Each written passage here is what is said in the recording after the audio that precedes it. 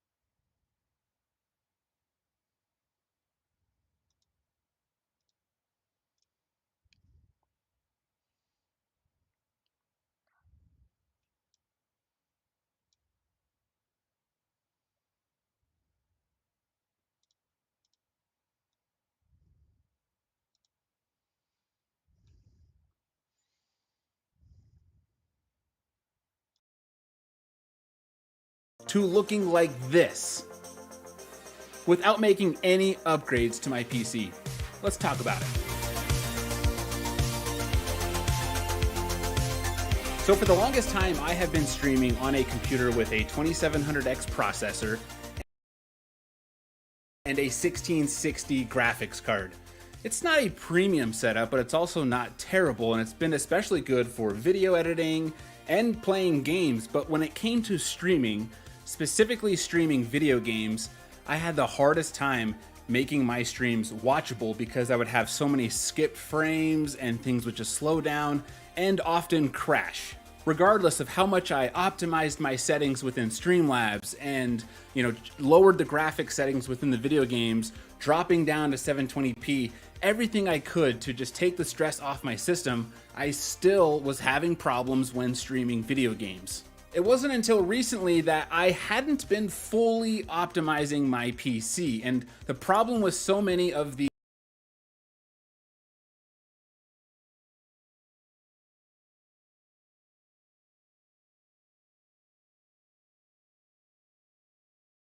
OBS and Streamlabs settings videos, they're all great, but they ignore a lot of the key settings outside of Streamlabs/OBS that really make a big difference on whether or not your PC is going to do a good job streaming. So let me show you the recent settings that I tweaked on my PC that completely changed the quality of my stream. The first thing we need to do is adjust the power settings on our computer. And a fast way to get there is just to right click on the wallpaper of your desktop, go to display settings, and then over on the left, you're gonna find power and sleep.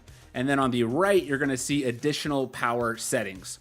When you click on that, there's a high chance, if you haven't adjusted this before, that your computer is going to be on balanced, which it says is recommended. Well, we're streamers, we're gamers.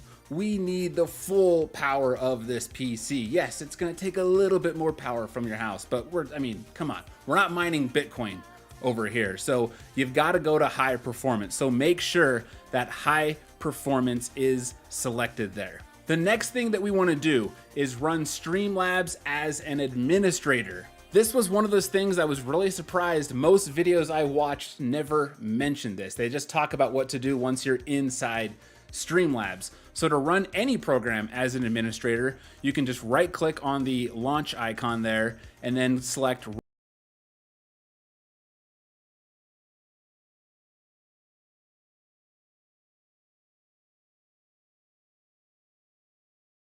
run as administrator. Now, you don't want to do that every single time. So what you're going to want to do is when you right click, go down to properties, and then within the shortcut tab, you're going to go over to advanced.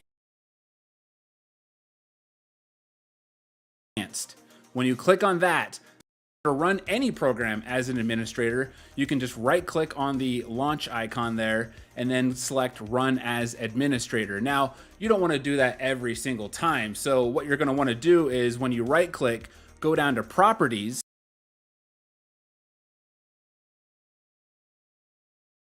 and then within the shortcut tab, you're going to go over to advanced. When you click on that, that's where you want to make sure that this is checked. Check it, run as administrator. If you realize that at least one of those settings wasn't already optimized on your PC, you're already going to notice a big difference on your stream. Now, this isn't a full video on the best Streamlabs OBS settings. There's a lot of great videos out there, but let me run you through the settings that I found to be some of the most important settings to adjust when streaming. So the first thing we're going to do is go to this outputs after, of course,